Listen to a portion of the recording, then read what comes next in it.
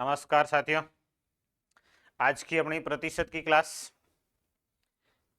पिछली क्लास में जनसंख्या से संबंधित जो प्रश्न थे, प्रतिशत वृद्धि कमी जो थे 2 वर्ष बाद 3 वर्ष बाद कैसे हल करने थे, वो पढ़े थे। आज की क्लास में सेम वैसे ही पैटर्न के प्रश्न है, ज़्यादा कोई अंतर नहीं है। एक संख्या में पहले 20% की वृद्धि की जाती है तथा बाद में 20% की कमी कर दी जाती है। इस प्रकार संख्या में कुल कितने प्रतिशत कमी अथवा वृद्धि हुई। ये कोई संख्या है जिसमें पहले वृद्धि कर रहे हैं, बाद में कमी कर रहे हैं। अब देखो, संख्या जो है वो दी हुई नहीं है, इसलिए आप संख्या को मान लेंगे कि संख्या माना कि 100 है, कि संख्या 100 है। अब जो नई संख्या आएगी वो इसमें पहले वृद्धि करनी है और फिर कमी करनी है। नई संख्या बराबर संख्या 100। अब इसके अंदर कमी वृद्धि को करना है। कमी वृद्धि कैसे है? पहले वृद्धि है 20% की वृद्धि, और 20% की वृद्धि को लिखेंगे 120/100। ये 20% की वृद्धि। पहले की संख्या 100, नई संख्या इसमें कमी वृद्धि के बाद की लिखनी है। पहले वृद्धि हो रही है, गुणा में लिखना है 120/100। फिर 20% कमी है, उसको भी साथ में लिखेंगे। 20 कमी को लिखेंगे 80/100। 20 वृद्धि को 120/100 और 20 कमी को 80/100। अब इसको हल करेंगे तो ये 2 जीरो कट जाएंगे, 2 जीरो ये कट जाएंगे, 12 का 8 से गुणा हो गया 96। पहले संख्या थी 100, अब है 96। कमी हुई है या वृद्धि, ये आपको देखनी है। जब 100 मान के चल रहे हैं तो प्रतिशत ज्ञात करने की आवश्यकता नहीं रहती है। 100 थी, 96 होने की मतलब है कमी हुई है।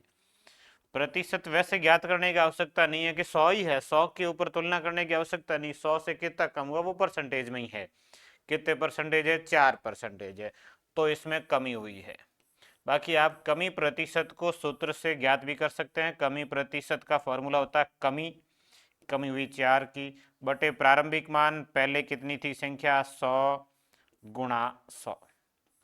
कमी बटे प्रारंभिक मान गुणा 100, और 100 से 100 कट जाएगा और कितना उतरा जाएगा? 4। मतलब पहले की संख्या 100 है तो परसेंटेज ज्ञात करने की आवश्यकता नहीं कि भाग में 100 लिखेंगे। 100 और 100 ये आपस में कट जाएंगे। तो जब संख्या 100 मानिए तो इससे कम ज्यादा को आप सीधा लिख सकते हो परसेंटेज में ही, ये ऐसे ज्ञात करने की आवश्यकता नहीं है। 100 थी, 96 होने का मतलब कितनी कमी हुई है? 4% कमी हुई है। ये प्रश्न कई बार परीक्षाओं में पूछा भी गया है। आसान सा है। संख्या 100 मान ली, 20 वृद्धि को 120/100, 20 कमी को 80/100 गुणा के 96। 100 थी, 96 होने का मतलब 4% की कमी हो गई है। एक व्यक्ति की आय में पहले 20% वृद्धि की जाती है तथा बाद में 15% वृद्धि की जाती है तथा बाद में 15% की कमी कर दी जाती है। तो उसकी आय में कुल कितने प्रतिशत वृद्धि या कमी हुई? सेम वैसा ही प्रश्न है। पहले 15% वृद्धि कर रहे हैं, बाद में 15% की कमी कर रहे हैं। कुल आय में क्या परिवर्तन होगा? तो पहले की आय आप मान लेंगे 100, और नई आय जो होगी वो 100 में परिवर्तन करेंगे।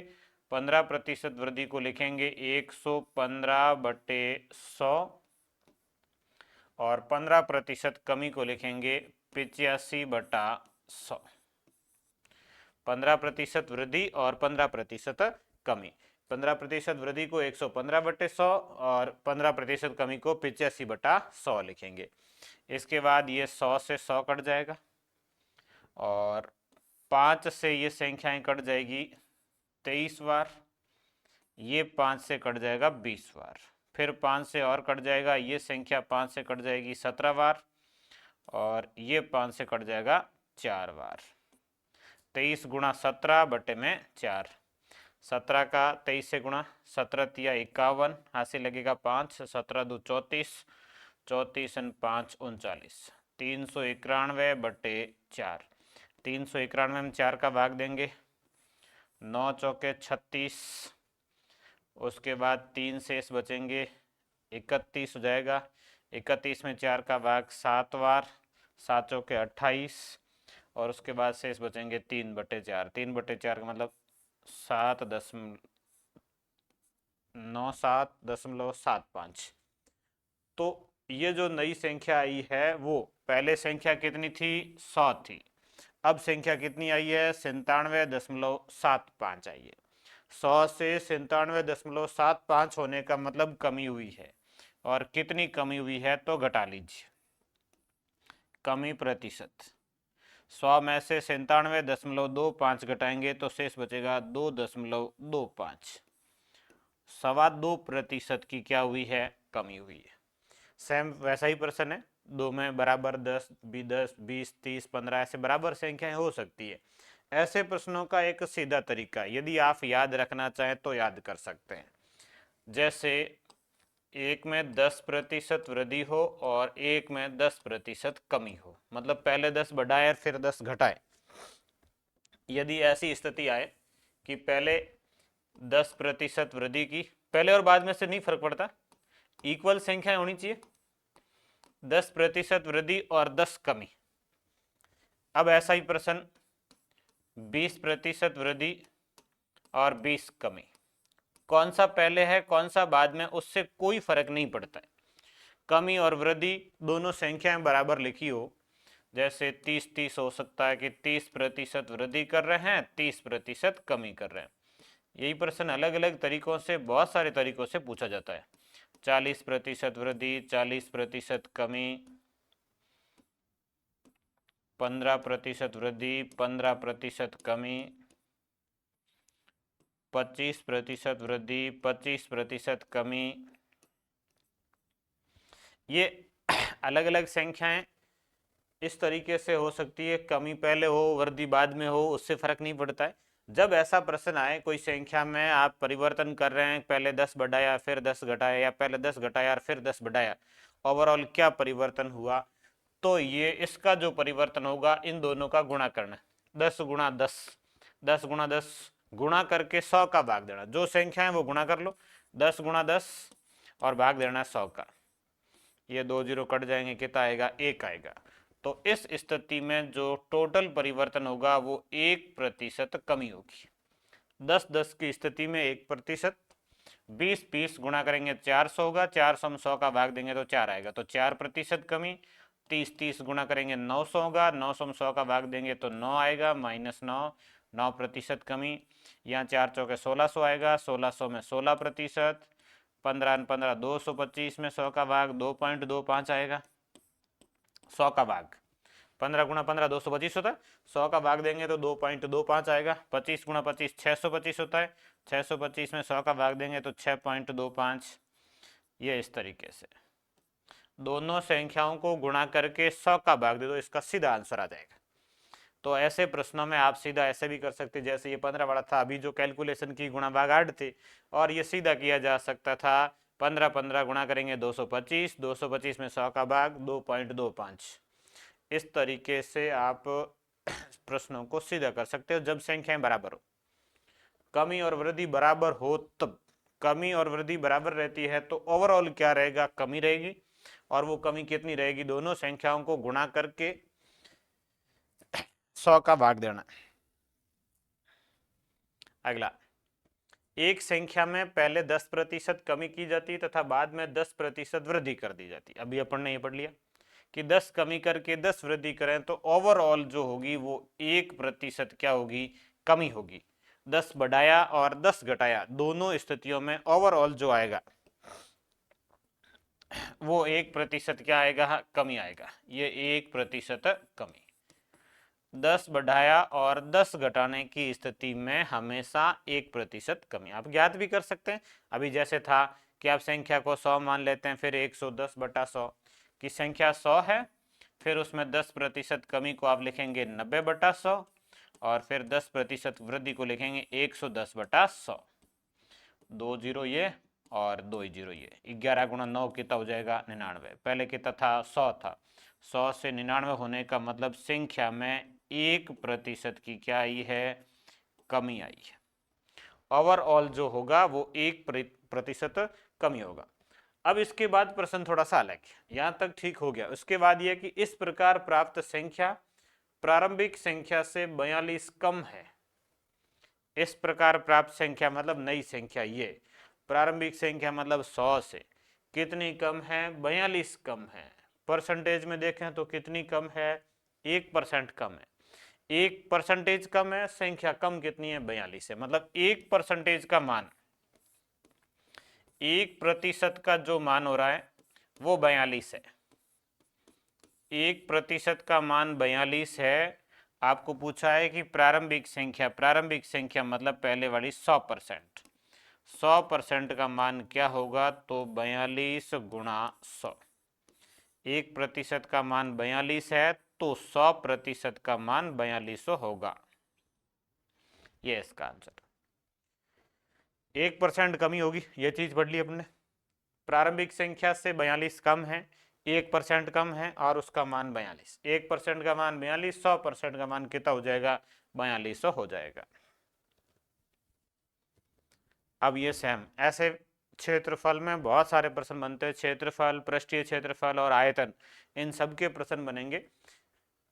इसमें ये प्रश्न, एक आयत की लंबाई में 20% वृद्धि तथा इसकी चौड़ाई में 10% कमी की जाती है तो इसके क्षेत्रफल में कितने प्रतिशत कमी अथवा वृद्धि होगी? जब ये आयत का ऐसा प्रश्न आए तो आप आयत का क्षेत्रफल मान लेंगे पहले का। देखो, लंबाई बढ़ेगी तो क्षेत्रफल बढ़ेगा, चौड़ाई बढ़ेगी तो भी क्षेत्रफल बढ़ेगा। यदि किसी एक विमा को घटाया जाएगा तो क्षेत्रफल घटेगा, और यदि किसी विमा को बढ़ाया जाएगा तो क्षेत्रफल बढ़ेगा। ये क्षेत्रफल पहले का अपन मान लेते हैं 100। फिर नया क्षेत्रफल, दोनों विमाओं के अनुसार परिवर्तन होगा। नया क्षेत्रफल क्या होगा? तो पहले का तो 100 है, अब इसमें परिवर्तन क्या हुआ है? 20% वृद्धि हुई है लंबाई में, इसलिए क्षेत्रफल बढ़ेगा। 20 बढ़ेगा, ये 120/100, 20% वृद्धि होगी। फिर चौड़ाई में 10% कमी होगी, 10 कमी को आप लिखेंगे 90/100। चौड़ाई कम हुई, वापस क्षेत्रफल घटेगा। लंबाई बढ़ी, क्षेत्रफल बढ़ेगा। अब ये गुणा कर लीजिए, 2 0 ये कट जाएंगे और 2 ये कट जाएंगे। 12 गुणा 9 कितना हो जाएगा? 108। पहले का क्षेत्रफल कितना था? 100 था। पहले का क्षेत्रफल 100 है, अब बढ़ करके कितना हो गया है? 108 हो गया है। परिवर्तन क्या हुआ है? तो इसमें वृद्धि हुई है, और कितने प्रतिशत हुई है? तो 8%। वृद्धि प्रतिशत कितना है? 8। 100 से 108 होने का मतलब है 8% वृद्धि।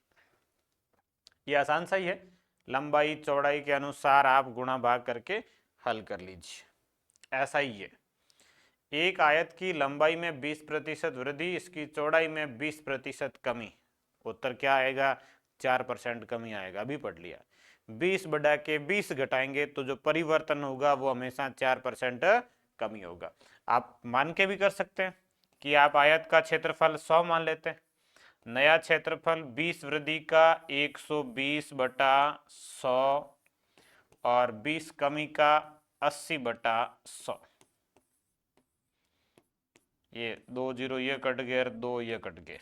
12 8 कितना हो गया? 96 हो गया। पहले 100 था, अब 96 हो गया है। इसका अर्थ है कमी हो गई है कितनी? 4%। इसको तो आप सीधा याद कर लीजिए, 20-20 वाले में तो 4% आएगा। और ये प्रश्न अनेकों एग्जाम में पूछा भी गया है। सीधा इसका आंसर प्रश्न देखते ही उतरा जाता है कि 20% वृद्धि और 20 कमी है, आंसर 4 कमी होगा। ये इसको हल करेंगे तो भी ये सेम आएगा। फिर आयत का, एक आयत की लंबाई में 15% की कमी और चौड़ाई में 20% की वृद्धि करेंगे, इसके क्षेत्रफल में कमी वृद्धि क्या होगी? तो क्षेत्रफल आप मानेंगे 100, फिर 15% कमी को आप लिखेंगे 85/100 गुणा आप 20% वृद्धि को लिखेंगे 120/100। ये 85% और 120%। 85 क्यों लिख रहे हैं? कि 15 कमी है। 120 क्यों लिख रहे हैं? 20 वृद्धि है। हल कर लो, 100 से कितना अधिक है कितना कम है पता चल जाएगा। 100 से ये 100 कट जाएगा, ये 0 से 0 कट जाएगा, 2 से ये कट जाएगा 6 बार, ये 2 से कट जाएगा 5 बार, 5 को 85 से काट देंगे 17 बार, 17 छके 102। अब आप बता सकते हैं, पहले कितना था, 100 था, पहले 100 था, अब है 102। 100 से 102 होने का अर्थ है 2% वृद्धि। 100 से अधिक आ रहा है तो वृद्धि है, 100 से कम आ रहा है तो कमी है। जितना अधिक है वो परसेंटेज में है, जितना कम है वो भी परसेंटेज में है। तो सीधा आंसर आ जाएगा 100 था, 102 होने का मतलब 2% वृद्धि। अब आपको ये आयत का प्रश्न समझ आ गया होगा। अगला, अब ये केवल आयत का ही नहीं बनता, मतलब आयत, वर्ग, त्रिभुज, वृत्त, चतुर्भुज सब में बनेंगे, सभी में ही ऐसा प्रश्न बनेगा। ये वर्ग का, एक वर्ग की प्रत्येक भुजा में 10% वृद्धि करने पर इसके क्षेत्रफल में कितने प्रतिशत वृद्धि होगी। प्रत्येक भुजा में, अब वर्ग में भुजा गुणा भुजा, वर्ग का जो क्षेत्रफल होता है, वर्ग के क्षेत्रफल का सूत्र होता है भुजा गुणा भुजा। आयत में क्षेत्रफल का सूत्र होता है लंबाई गुणा चौड़ाई। लंबाई में परिवर्तन, साथ में गुणा में चौड़ाई में परिवर्तन। यहां भुजा में जो परिवर्तन है उसी को 2 बार लिखना है। भुजा गुणा भुजा है, भुजा में जो परिवर्तन है, जैसे परिवर्तन मतलब ये 10% वृद्धि है, तो इसी को आपको 2 बार लिखना है, क्योंकि क्षेत्रफल भुजा गुणा भुजा है, तो दोनों विमाओं का लिखना है।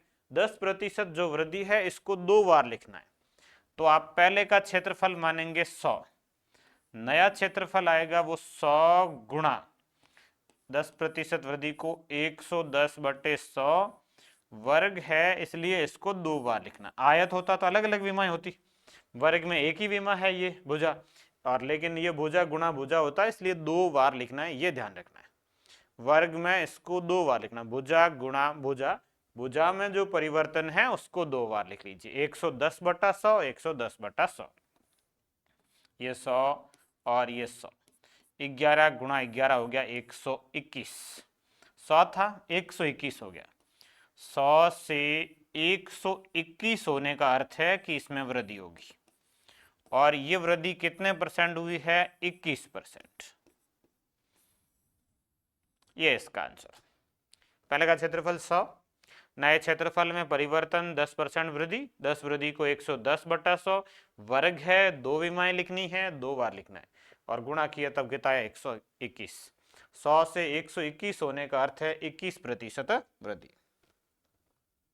अगला, वृत्त में भी ऐसा होगा, 50% कमी कर रहे हैं, और वृत्त का फॉर्मूला होता है क्षेत्रफल का पाई आर स्क्वायर, आर त्रिज्या, त्रिज्या में जो परिवर्तन आर स्क्वायर है, तो त्रिज्या में जो परिवर्तन है उसको भी कितनी बार लिखना है, 2 बार लिखना है। त्रिज्या में जो परिवर्तन है उसको कितनी बार लिखना है, 2 बार लिखना है। वर्ग में भी ऐसा है, वृत्त में भी ऐसा ही है, इसको 2 बार लिखेंगे।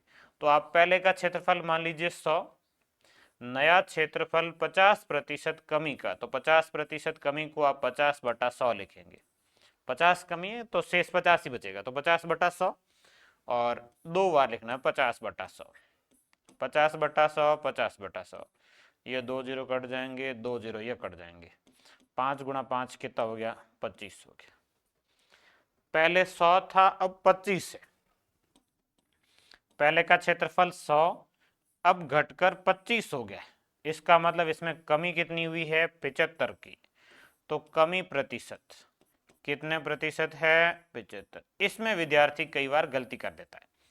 इस प्रश्न में क्या होता है कि 25 उतरा जाता है, कि 100 था और 25 है, विद्यार्थी ध्यान ही नहीं रखता है कि घटा के लिखना था, वो देखा ही नहीं, सीधा ऑप्शन में 25 दिखता है और लिख लेते हैं। 25 नहीं है, आंसर कितना है, 100 से 25 हुआ, मतलब कम कितना हुआ है, कम कितना हुआ, 75 हुआ, तो इसमें कमी कितने परसेंट हुई, 75% हुई, तो इसका आंसर आएगा 75%। तो ये ध्यान रखना है कि जब वर्ग का और वृत्त का है तो एक ही विमा होगी, लेकिन उसको लिखना कितनी बार है, 2 बार लिखना। एक ही विमा है, 2 बार लिखना है, चाहे कमी हो चाहे वृद्धि हो। एक समांतर चतुर्भुज के आधार में 30% वृद्धि व ऊंचाई में 20% कमी करने पर क्षेत्रफल में क्या परिवर्तन होगा।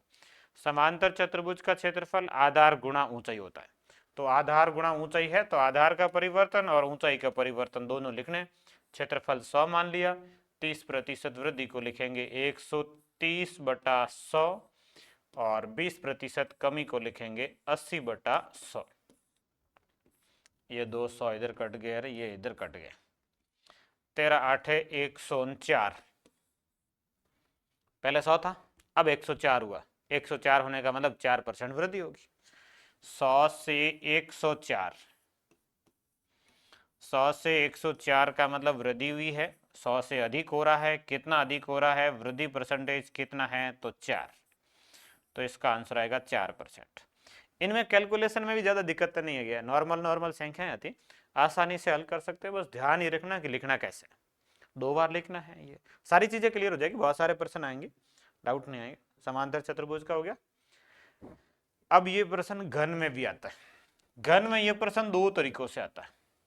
घन घन में 2 कौन से कि एक तो इसका पृष्ठीय क्षेत्रफल, एक इसका आयतन। घन का पृष्ठीय क्षेत्रफल और आयतन। घन में प्रश्न हमेशा 2 बनेंगे, ये ध्यान रखना है। एक बनेगा पृष्ठीय क्षेत्रफल का, एक बनेगा आयतन का। अब पृष्ठीय क्षेत्रफल में जो फॉर्मूला होता है घन का, वो होता है 6 गुना भुजा स्क्वायर। आयतन में जो होता है वो भुजा क्यूब। आपको 6 ये कांस्टेंट है, इनसे लेना देना नहीं है। परिवर्तन किससे, भुजा से है, तो भुजा का। यदि क्षेत्रफल का है तो भुजा का परिवर्तन 2 बार। यदि प्रश्न आयतन का है तो भुजा का परिवर्तन 3 बार। ये ध्यान रखना है। घन में यदि क्षेत्रफल का आता है तो 2 बार ही लिखना है। आयतन का आता है तो जो परिवर्तन है उसको कितनी बार लिखना है, 3 बार लिखना है। अब यह घन की प्रत्येक भुजा में 50% वृद्धि करने पर इसके संपूर्ण पृष्ठीय क्षेत्रफल का ही पूछा तो 2 बार ही लिखना है। क्षेत्रफल का ही पूछा है तो 2 बार लिखना है। तो पहला अपन इसमें दोनों प्रश्न हल करेंगे। अपन पहला क्षेत्रफल का कर रहे हैं कि क्षेत्रफल पहले का मान लेते हैं 100।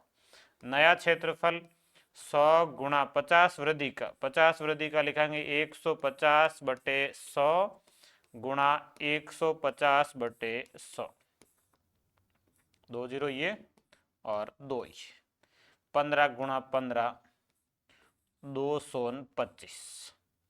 यह भी कई बार विद्यार्थी कंफ्यूज हो जाते हैं।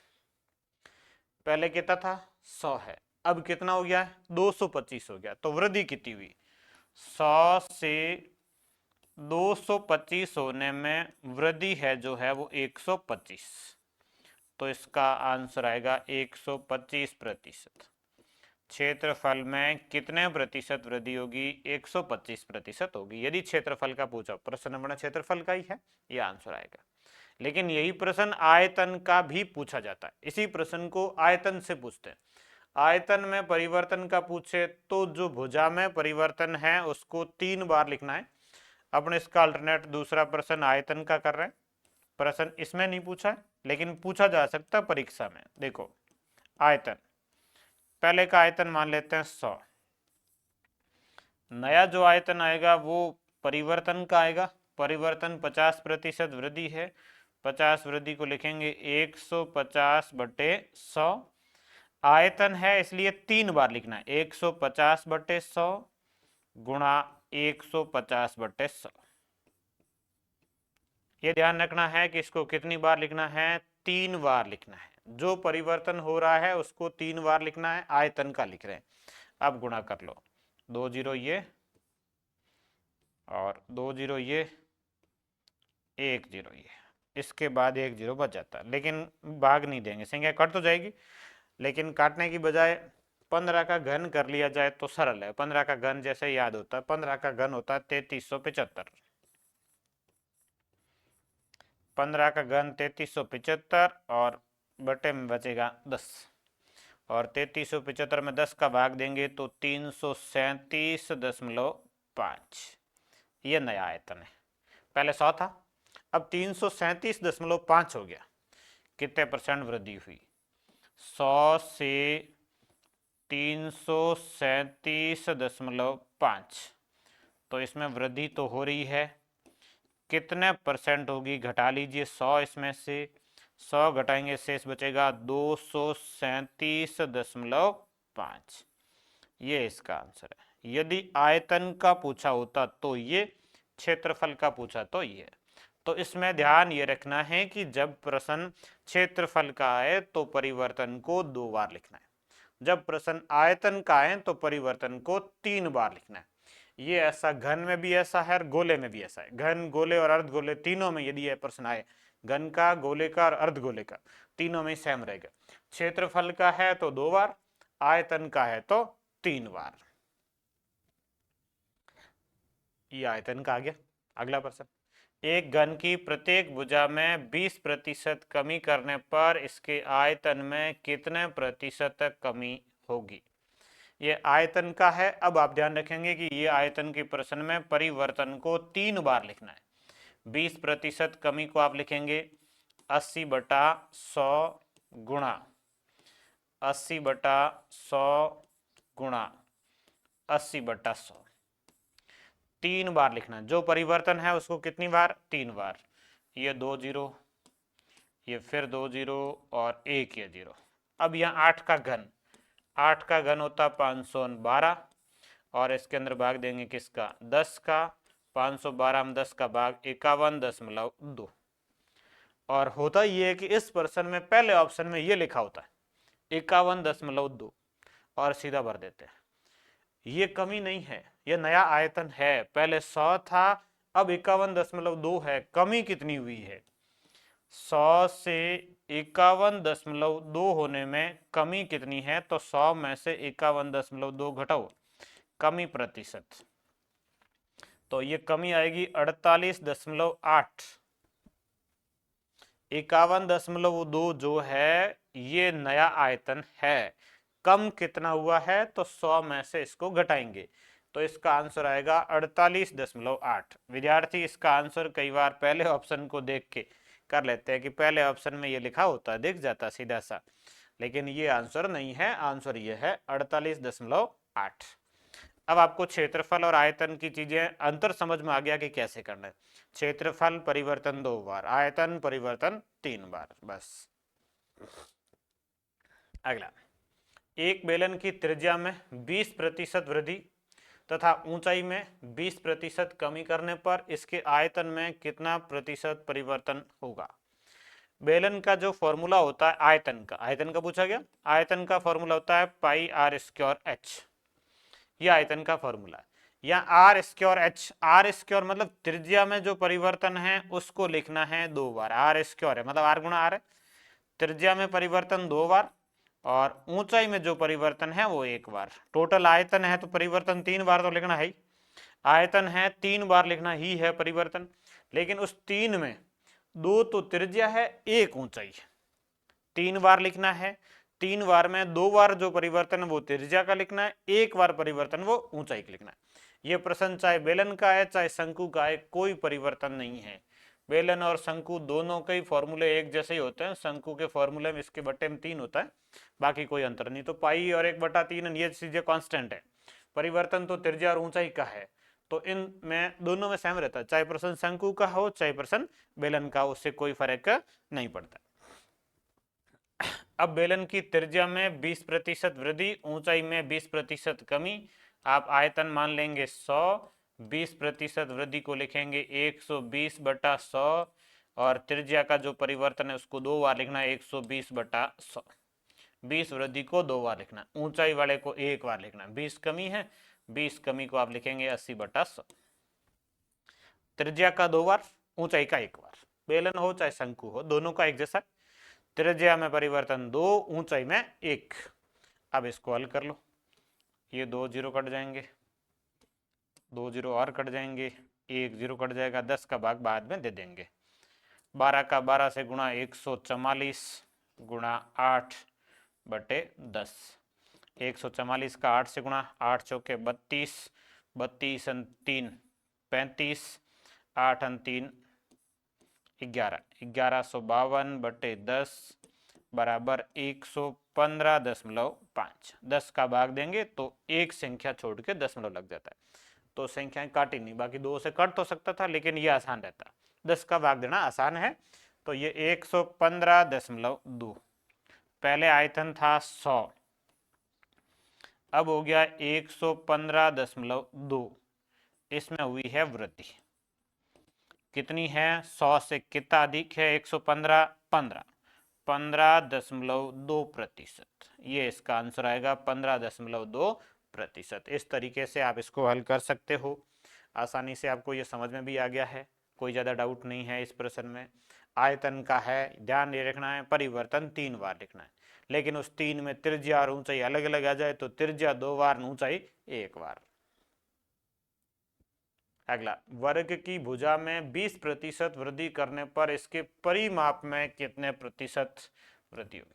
ये परिमाप का प्रश्न केवल वर्ग का ही बनता है या फिर समबाहु त्रिभुज का बनेगा, इसके अलावा नहीं बनेगा। समबाहु त्रिभुज का और वर्ग का परिमाप के परिवर्तन में कोई लिखना कुछ है ही नहीं। जितना परिवर्तन भुजा में होगा उतना ही परिवर्तन परिमाप में होगा। दो में ही बनेगा, एक वर्ग में, एक बनेगा समबाहु त्रिभुज में, क्योंकि इन दोनों के फॉर्मूले एक जैसे ही हैं, ज्यादा कोई अंतर नहीं। समबाहु त्रिभुज का होता 3 गुना भुजा और वर्ग का होता है 4 गुना भुजा। ये समबाहु त्रिभुज का परिमाप है, ये वर्ग का परिमाप है, ज्यादा अंतर नहीं है। 3 और 4 कांस्टेंट है, भुजा में परिवर्तन वो एक बार ही है, एक बार मतलब जो लिखा वही उत्तर है। तो परिमाप में 20% वृद्धि होगी, परिमाप में 20% वृद्धि। यहाँ कुछ और लिखना ही नहीं है, भुजा में जो परिवर्तन है वही परिवर्तन परिमाप में होगा। परिमाप का पूछा है तो इसका उत्तर सेम जो प्रश्न में लिखा वही है। 20% वृद्धि है तो 20 वृद्धि, चाहे वर्ग का हो चाहे समबाहु त्रिभुज का हो, कोई फर्क नहीं पड़ता। अगला इसके जैसा ही है, थोड़ा सा अलग फॉर्मेट में बनाया गया। व्यंजक एक्स वाई स्क्वायर में एक्स तथा वाई के मानों में क्रमशः 20% वृद्धि व 20% कमी करने पर व्यंजक के मान में कितने प्रतिशत तक कमी होगी। एक व्यंजक है एक्स वाई स्क्वायर दिया हुआ है, ये ऐसे। अब ये चीज ये दर्शा रही है कि जो आपका परिवर्तन है, एक्स में परिवर्तन एक बार और वाई में परिवर्तन 2 बार। व्यंजक को 100 मान लीजिए, फिर उसमें एक्स में परिवर्तन एक बार लिखो, वाई में परिवर्तन 2 बार लिखो। व्यंजक को अपन ने 100 मान लिया। अब इसमें परिवर्तन एक्स में 20% वृद्धि, 20 वृद्धि को लिखेंगे 120/100, एक बार लिखना है। फिर 20% कमी को लिखेंगे आप 80/100, ये वाई में परिवर्तन है। 20 कमी है, लेकिन y में परिवर्तन है वो 2 बार लिखना, y स्क्वायर है तो 80/100 2 बार लिखना है, 80/100 80/100। y स्क्वायर है, y में परिवर्तन 2 बार लिखना है, x में 1 बार लिखना है। अब गुणा भाग कर लीजिए, 2 0, ये 2 0, ये 1 0। अब गुणा कर लेते हैं, 12 का 8 से 96 गुणा 8 बटे में 10, 8 का 6 से गुणा 48, 8 का 9 से 72, 4 76 और इसके बटे में 10, तो यह आएगा 76.8। ये 20 वृद्धि थी और ये 20% कमी थी। 20 वृद्धि को एक बार लिखना है, 20 कमी को 2 बार लिखना, 80/100 80/100। ओवरऑल कितना हुआ है, 76.8 हुआ है। 100 से 76.8 होने का मतलब कमी कितनी हुई है, 100 में से घटा लीजिए। व्यंजक के मान में कमी हुई है, कमी प्रतिशत 100 से ये हो गया है 23.2। 100 से कितना कम घटा लीजिए, 100 में से 76.8 घटाएंगे, 100 में से 76 घटाएंगे, 77 घटा लीजिए, 23 बचेगा, 0.2 एक्स्ट्रा है, तो ये 23.2 कमी प्रतिशत। इसका आंसर इस तरीके से। ये व्यंजक का प्रश्न। एक और है व्यंजक का। अब व्यंजक आपको दे रखा, इसमें x³ y स्क्वायर, व्यंजक ये है x³ y स्क्वायर में x व y के मानों में क्रमशः 25% व 20% कमी, दोनों में कमी है, इधर 25 कमी इधर 20 कमी। व्यंजक के मान में कितने परसेंट कमी होगी। अब देखिए x³ y स्क्वायर ये दर्शा रहा कि x में परिवर्तन वो 3 बार, y में परिवर्तन वो 2 बार। x का परिवर्तन 3 बार लिखो, y का 2 बार लिखो। अब व्यंजक को मानेंगे 100, x में परिवर्तन है 25 कमी, 25 कमी को आप लिखेंगे 75/100 और x में परिवर्तन 3 बार लिखना है, 75/100 और ये फिर 75/100, 3 बार हो गया। अब लिखना है y का, y स्क्वायर है 2 बार, 20% कमी है और 20 कमी को आप लिखेंगे 80/100, 80/100 गुणा 80/100, ये 2 बार लिखना है। वाई स्क्वायर था, एक्स क्यूब था, 3 बार लिखना था, अब गुणा भाग कर लीजिए। इन संख्याओं को इस तरीके से काटेंगे अपन, 25 से ये कटेगा 3 बार, नहीं ये 4 बार, 25 से ये 3 बार और ये 4 बार, ये 25 से 3 बार और ये 4 बार। इनको काटेंगे 20 से, 20 से ये 4 बार, ये 20 से 5 बार, 20 से ये 4 बार, ये 20 से 5 बार। ये आसान कैलकुलेशन हुई। ये 4 से 4 कट जाएगा, इस 4 से ये 4 कट जाएगा, 4 कट गए। अब ये 5 गुणा 5, 25 चौके 100, बटे में 100 है, इधर गुणा में भी 100 है, तो ये 100 से ये 100 कट गए, बचे केवल ये 3। 3 बार 3 बचने का मतलब कितना है, 27 से 3 गुणा 3 गुणा 3, 27। मतलब इसमें भी कई बार गलत कर लेते विद्यार्थी, सीधा उत्तर लिख लेते 27, 27, 27 उत्तर नहीं है। पहले व्यंजक था 100, अब व्यंजक 27 है, नया व्यंजक है वो 27% रहा है। 100% था तो 27% बचा, लेकिन कमी कितनी हुई, 100 में से 27 घटा लीजिए, कमी आ जाएगी 73%। तो इसके अंदर कमी है 73%। 27 ना होकर कमी कितनी है, 73। 27 तो बचा है, 100 था और 27 बचा। संख्याएं काटनी आसानी थी, वैसे हार्ड नहीं थी। और व्यंजक में ये प्रश्न में दिया हुआ एक्स क्यूब वाई स्क्वायर का अर्थ है कि भाई एक्स में परिवर्तन 3 बार, वाई में परिवर्तन 2 बार। अगला सेम ऐसा ही प्रश्न है। एक वस्तु का मूल्य 30% बढ़ता है जिससे उसकी बिक्री 20% कम हो जाती है। मूल्य बढ़ा है वस्तु का, बिक्री कम हुई, व्यापार में क्या प्रभाव पड़ेगा। देखो मूल्य बढ़ेगा, व्यापार बढ़ना है भाई, रेट बढ़ रही है, अपनी वस्तु महंगी बिक रही है तो उसका मूल्य अपने को अधिक मिलेगा। मूल्य बढ़ने से व्यापार बढ़ेगा, लेकिन बिक्री कम होगी, खरीदने वाले कम हो गए, इसका मतलब अब व्यापार वापस कम हो जाएगा। तो अपन जो व्यापार हो रहा, मान लीजिए कि पहले अपने व्यापार हो रहा था 100 रुपए का, व्यापार 100 रुपए का हो रहा था, अब परिवर्तन ये हुआ है कि मूल्य बढ़ गया, 30 बढ़ा, मूल्य 30 बढ़ेगा तो ये हो जाएगा 130/100 व्यापार। मूल्य बढ़ने से व्यापार बढ़ेगा, फिर बिक्री कम होने से व्यापार कम होगा, और बिक्री कम हुई 20%, और 20 कम को लिखेंगे आप 80/100। ये 2 जीरो और 2 जीरो, 13 149।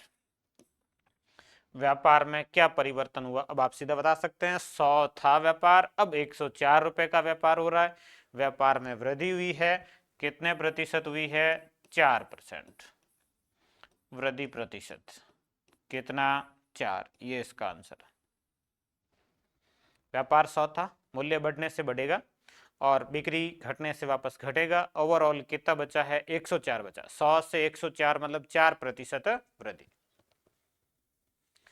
एक सिनेमा घर की प्रत्येक टिकट के मूल्य में 20% वृद्धि की जाती है तथा सीटों की संख्या में 10% कमी की जाती है, तो उसकी आय में क्या परिवर्तन होगा।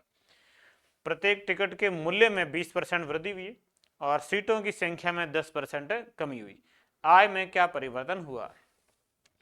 मूल्य में 20 वृद्धि हो रही है, सीटों की संख्या कमी हो रही है, आय में परिवर्तन देखो, पहले की आय आप मान लीजिए 100, फिर मूल्य बढ़ेगा तो आय बढ़ेगी 120/100, सीटें कम होगी, टिकटें कम बिक्री है तो वापस कमी हो जाएगी, 10 कमी हो रही है तो 90/100। ये 2 जीरो और ये 2 जीरो, 12 9 108। पहले 100 था, अब 108 हो रहा है, इसका मतलब 8% क्या हो रही है, वृद्धि हो रही है, तो उसकी आय में 8% वृद्धि होगी। आसान से प्रश्न है ये सारे। अब ये प्रश्न आता है, आयत की लंबाई में 25% वृद्धि होने पर इसकी चौड़ाई में कितने प्रतिशत कमी करें कि क्षेत्रफल में कोई परिवर्तन ना हो। अब देखिए, क्षेत्रफल 100 मान लेते हैं, 100, अब ये 25% वृद्धि हुई, 100 से 25% वृद्धि होगी तो कितना हो जाएगा, 125 हो जाएगा। लंबाई बढ़ने से क्षेत्रफल बढ़ जाएगा, 100 था, 25 वृद्धि होकर 125 हो गया। अब वापस चौड़ाई कम करनी है ताकि ये 125 से घट के वापस 100 आ जाए, यहां चौड़ाई में कमी करेंगे, क्षेत्रफल 125 हो गया, चौड़ाई कम करके वापस क्षेत्रफल को कितना करना, परिवर्तन ना हो, मतलब पहले था उतना ही करना। 100 से बढ़ के 125 बार, 125 से घटा के वापस 100 करना। बात ये 25 बढ़ा है क्षेत्रफल लंबाई के अनुसार, अब वापस क्षेत्रफल घटेगा चौड़ाई के अनुसार। कितनी कमी करें कि मतलब 125 से कितना कम करें कि 100 आ जाए, तो कमी प्रतिशत के सूत्र से इसको हल कर लेंगे। कमी प्रतिशत बराबर कमी कितनी करनी है, 125 से 100 लाने में 25 कमी करनी है, बटे में प्रारंभिक मान। कमी प्रतिशत का सूत्र होता है कमी बटे प्रारंभिक मान गुणा 100। कमी प्रारंभिक मान 125 और गुणा करेंगे 100 से। ये है 2500, उसके अंदर भाग देना 125 का, भाग जाएगा 20 बार, 250 में 2 बार 1 0 10 लग जाएगा। ये आ जाएगा 20%। कितने प्रतिशत कमी करनी होगी, 20। आसान सा प्रश्न है। क्षेत्रफल लंबाई के अनुसार बढ़ेगा, फिर चौड़ाई घटाएंगे तो वापस घट जाएगा। चौड़ाई कितनी घटानी होगी, 20 घटानी होगी। 20 घटाने से वापस आ जाएगा। चावल के मूल्य में 25% वृद्धि होने पर इसकी खपत में 20% कमी कर दी जाती है, तो खर्च पर क्या प्रभाव पड़ेगा।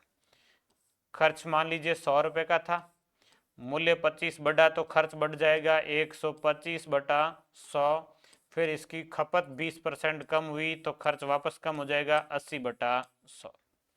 25 वृद्धि को 125 बटा 100 और फिर 20 कमी को 80 बटा 100। ये 100 से 100 कट गया, ये 0 से 0 कट गया। 125 का 8 से गुणा 1000 में 10 का भाग देंगे तो 100 आएगा। पहले 100 था, अब 100 है, इसका मतलब कोई परिवर्तन नहीं हुआ।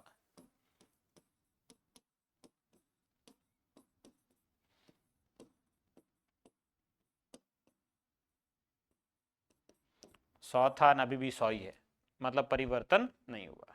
25 वृद्धि को 125, 20 कमी को 80, गुणा कर लिए 100 आया। 100 था, 100 है, कोई परिवर्तन नहीं है।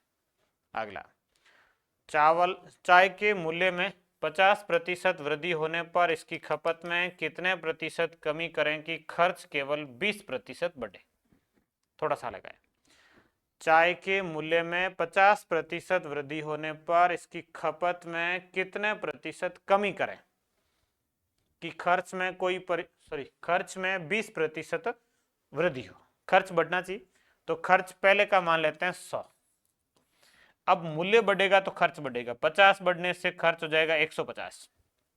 मूल्य 100 है, 50% वृद्धि होने से खर्च 150। अब इसको वापस घटा के कितना करना है कि 20 बढ़े। 20 बढ़े मतलब 120 रहे, 100 है ओवरऑल, 20 बढ़ने का मतलब 120 बचना चाहिए। 100 था, 50 वृद्धि से 150 हो गया। वापस खपत को कम करके 20% तक सीमित करना है, तो मतलब खर्च 20% बढ़ना मतलब 120 होना चाहिए।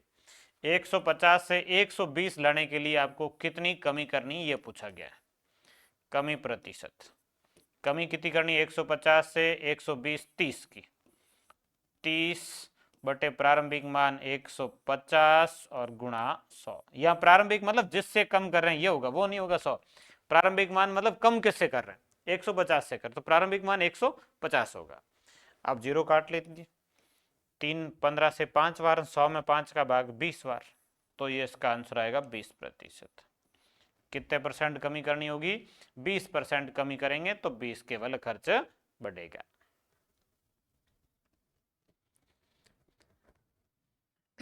ये सहम है। चावल के मूल्य में 30% कमी होने पर खर्चा 100 मान लो, मूल्य कम होने से खर्चा कम हो जाएगा 70। 30% कमी होने पर इसकी खपत में कितने प्रतिशत वृद्धि करें कि खर्च में केवल 2% कमी हो। 2% मतलब 98 बचना चाहिए। 30 कमी हुई 70 हुआ, ओवरऑल 2 मतलब 100 से 2 कम मतलब कितना होना चाहिए, 98। 2% कमी मतलब 98। अब 70 में कितने परसेंट वृद्धि करें कि 98 हो जाए। अब वृद्धि प्रतिशत पूछा है, वृद्धि प्रतिशत का सूत्र लिख लेते हैं। वृद्धि प्रतिशत, वृद्धि बटे प्रारंभिक मान गुणा 100। वृद्धि 70 से 98, 28 की, बटे में 70 गुणा किससे करेंगे, 100 से। 0 काट दो, 7 28 से कटेगा 4 बार, 4 का 10 से गुणा कितना, 40। कितने परसेंट वृद्धि करनी होगी, 40। मूल्य में 30 कमी होने पर खपत में 40% यदि वृद्धि करें तो खर्च में 2% की कमी होगी।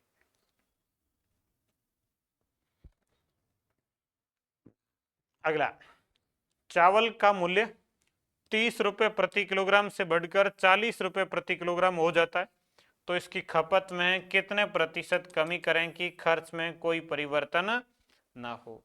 मूल्य है वो 30 रुपए प्रति किलोग्राम से बढ़ के 40 रुपए प्रति किलोग्राम हो रहा है, 30 से बढ़ के 40 हो रहा है, फिर खपत में कमी करके वापस 30 के बराबर लाना, परिवर्तन ना हो, मतलब 30 के बराबर लाना है।